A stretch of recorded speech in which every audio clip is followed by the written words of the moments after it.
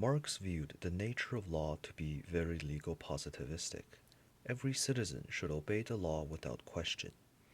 This was not a huge concern for Marx. What troubled him was how the law was set in a way that only benefited the ruling class, or the bourgeoisie, at the expense of the working class, or the proletariat.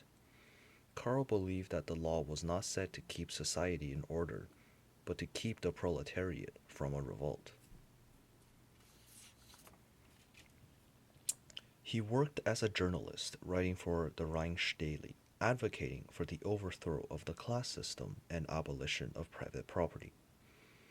His view was not welcome where he lived and was kicked out of Trier, Germany, mainly due to the fact that the people that decided to kick him out was the ruling class.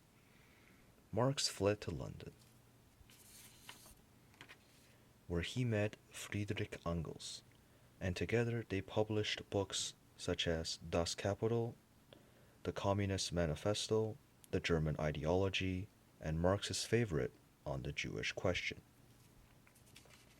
All of them were to criticize the fault of a capitalistic society.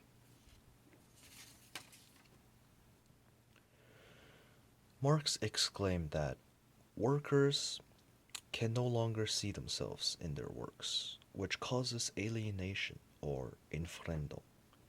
In a capitalist environment, workers' jobs are highly specialized to make the modern economy highly efficient, but this is at the cost of not allowing them to see their contributions to society.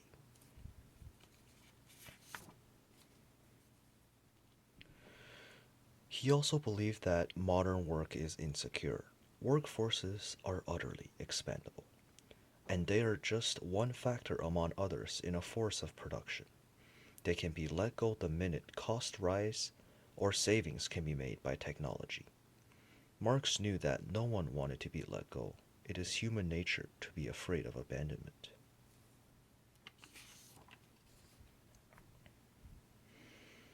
This leads to the main reason behind his critics: primitive accumulation, or Sprengliche accumulation. Capitalists see profit as a reward for ingenuity or technological talent, but Marx was more damning.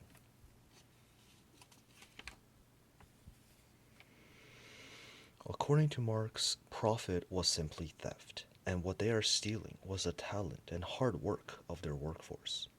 However one dresses up the fundamentals, Marx insists that at its crudest, capitalism was to pay one person one price for doing something and then selling it for a much higher price.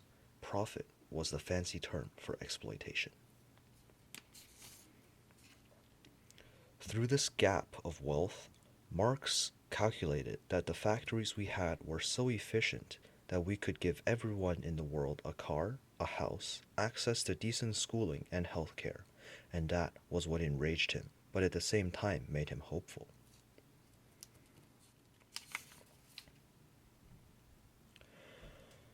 To put it simply, Marx was a brilliant doctor in the early days of medicine.